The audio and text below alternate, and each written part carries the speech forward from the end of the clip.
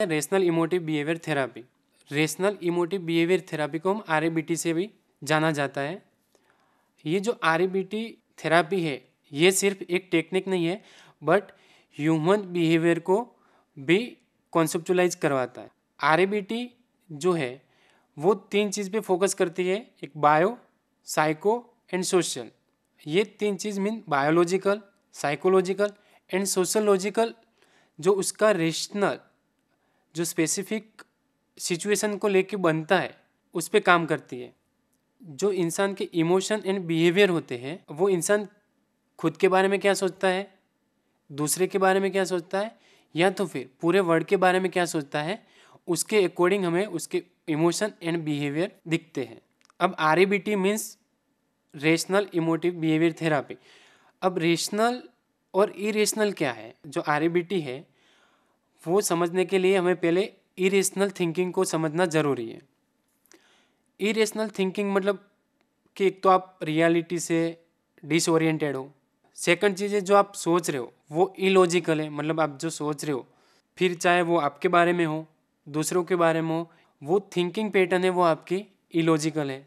उसके बाद ये भी है कि जो आप एक गोल क्रिएट करते हो उसको अचीव करने के लिए आप जो एक एजम्पशन रखते हो, या फिर जो आप वो गोल अचीव करते हो उसके दौरान जो आपको डिस्टर्बेंस आता है, मतलब डिस्ट्रेस आता है, वो गोल अचीव करने में काफ़ी सारी तकलीफें आती है, डिफ़िकल्टी आती है, उस टाइम हो सकता है कि वो बिहेवियर, अगर आप वो चीज़ एक्सेप्ट करने के लिए रेडी नहीं हो तो हो सकता है कि खुद को आप हार्म कर सकते हो, दूसरों को हार्म कर सकते हो, या फिर कुछ आपके आसपास है जो चीज़ें उसको भी आप सेल्फ हार्म कर सकते हो। क्योंकि जो आप सोच रहे हो कि ये मेरा गोल है और वो उसको मैं अचीव करूँगा और उसमें कोई डिफ़िकल्टी नहीं आनी चाहिए, तो वो आपका थिंकिंग पैटर्न गलत है।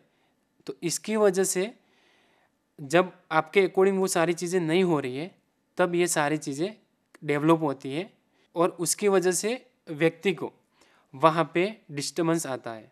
और ये सारी उसकी इलॉजिकल थिंकिंग या फिर रियलिटी डिसओरिएंटेड या फिर जो चीज़ें हो रही है उसको स्वीकार ना करना, तो ये सारी चीज़ें जब इंसान में होती है तो उस टाइप के प्रॉब्लम में हमें RABT थेरापी यूज़ करनी चाहिए। तो चलो अब हम आगे देखते हैं कि RABT कैसे यूज़ होती है। तो उसमें अल्बर्ट एलिस करके था जिन्होंने एक ABC मॉडल दिया है, जो RABT टेक्निक है उसको हम अच्छे से समझ सके। उसमें ABC मॉडल मतलब A मतलब एक्टिवेटिंग इवेंट, B मतलब belief about A। Belief about A means कि जो A था मतलब एक्टिविटी इवेंट थी उसके रिलेटेड उसकी बिलीफ क्या है वो। फिर थर्ड है रिएक्शन। रिएक्शन मतलब जो इवेंट थी उस इवेंट के रिलेटेड उसकी जो बिलीफ थी और वो बिलीफ के बाद उसने किस तरह से उस वहाँ पे रिएक्ट किया। तो ये ABC मॉडल है। एलिस ने जो ABC मॉडल दिया है उसके अकॉर्डिंग यहाँ पे RABT में मेन चीज़ ये होती है कि हमें पहले तो जो हमारी फॉल्स बिलीफ या तो फिर इरेशनल थॉट है उसको आइडेंटिफाई करने पड़ेंगे। उसके बाद हमारे जो इरेशनल या तो फिर जो फॉल्स बिलीफ है उसको आइडेंटिफाई करने के बाद उसको चैलेंज करना पड़ेगा, और चैलेंज करने के बाद उसके रिलेटेड हमारी जो फॉल्स बिलीफ है या फिर इलॉजिकल थिंकिंग है उसे हमें रेशनल की साइड लेके जाना पड़ेगा। अगर यहाँ पे मैं आपको एक एग्जांपल दूँ तो जैसे कि कोई अग्रेसिव है उसको घर पे मतलब हर एक चीज़ एक ही बार बोलने से मिल जाती थी। अगर वही पेशेंट अगर बाहर जाता है, कोई फंक्शन है वहाँ पे और वहाँ पे उसने कुछ चीज़ मांगी, एक बार मांगी और उसको तुरंत नहीं मिली, तो उसका क्या है, उसकी बिलीफ यही है अगर मुझे एक बार में वो चीज़ नहीं मिली तो मैं गुस्सा हो जाता हूँ, उसके बाद मैं कुछ चीज़ इधर उधर फेंक देता हूँ या फिर जो भी उसका बिहेवियर हो अग्रेसिव अकॉर्डिंग, तो वो ये करता है।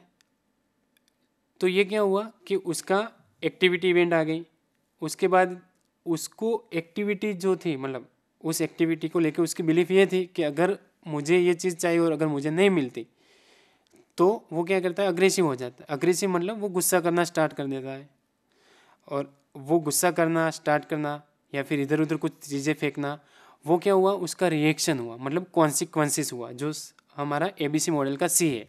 C मतलब कॉन्सिक्वेंसेस। उसका कॉन्सिक्वेंसेस क्या आता है, तो वो मतलब तोड़फोड़ करना, गाली गलौज ना करना या फिर वहाँ से चले जाना। तो ये एक उसकी पैटर्न हुई। इस सिचुएशन को हम अगर टेक्निक के थ्रू समझें तो पहले हम क्या करेंगे कि फर्स्ट में तो हम उसको जो इरेशनल या फिर फॉल्स बिलीफ है उसको आइडेंटिफाई करेंगे।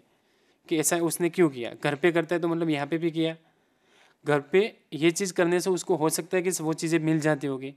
ऐसा दोबारा ना हो इसलिए फैमिली मेम्बर उसको एक ही बार में दे देते हैं, तो उसको क्या हुआ, एक टाइप की हैबिट हो गई है। तो वो हैबिट हमें ब्रेक करने के लिए हमें क्या करना पड़ेंगे, उस क्लाइंट का तो या फिर उस व्यक्ति को हमें समझाना पड़ेगा कि उसकी जो बिलीफ है वो गलत है। और गलत इसलिए है कि वो जहाँ पे प्रेजेंट कर रहा है या फिर जहाँ पे एक्सप्रेस कर रहा है वो सिचुएशन को भी उसको देखना चाहिए, और उस सिचुएशन में जो जैसे वो बिहेव कर रहा है वो सही है गलत है वो हमें पेशेंट के थ्रू आइडेंटिफाई करवाना पड़ेगा, क्योंकि पेशेंट खुद भी आइडेंटिफाई करेगा उसकी फॉल्स बिलीफ है।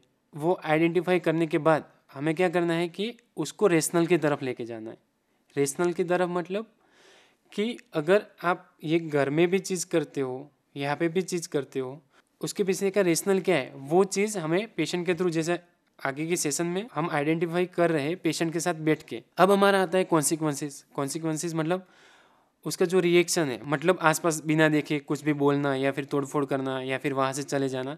उस इवेंट और उसकी जो बिलीफ है, फॉल्स बिलीफ है या तो फिर इलॉजिकल थिंकिंग है, उसको हमें रेशनल की साइड लेके जाना है और उसके अंदर इंसाइट क्रिएट करनी होती है। इंसाइट क्रिएट कैसे करेंगे कि उसको स्पेसिफिक कुछ इवेंट, कुछ स्पेसिफिक ऐसी कुछ सिचुएशन देंगे, उसमें वो किस हिसाब से रिएक्ट करता है, या फिर अगर आप ऐसा करने से आपको क्या हुआ, उसकी वजह से आपको क्या मतलब मिला या फिर आपको क्या महसूस हुआ, या फिर उसमें से आपने क्या सीखा।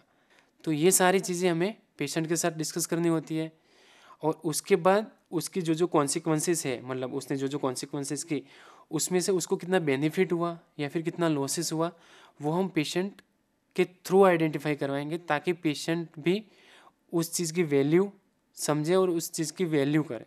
उसके बाद वो धीरे धीरे जब समझेगा तब हमें उसकी जो इरेशनल थिंकिंग या फिर इलॉजिकल या फिर फॉल्स बिलीफ थी उसको ब्रेक कर पाएंगे और उसको मॉडिफाई कर पाएंगे, मीन्स उसको रेशनल की तरफ लेके जाएंगे। तो आरईबीटी में इसी तरह क्लाइंट को हम उसकी जो भी फॉल्स बिलीफ है या फिर इलॉजिकल थिंकिंग है उसको हम मॉडिफाई करते हैं। इसी तरह और भी अलग अलग साइकोथेरापीज हैं जो हम अलग अलग डिसऑर्डर में यूज़ करते हैं। तो मुझे उम्मीद है कि आपको आज का जो टॉपिक था साइकोथेरापी वो समझ में आया होगा। साइकोथेरापी का इम्पोर्टेंट क्या है, उसकी वैल्यू क्या है, उसको किस तरह से यूज़ करते हैं, वो सब आप लोगों को समझ आया होगा, ऐसी मुझे उम्मीद है। धन्यवाद।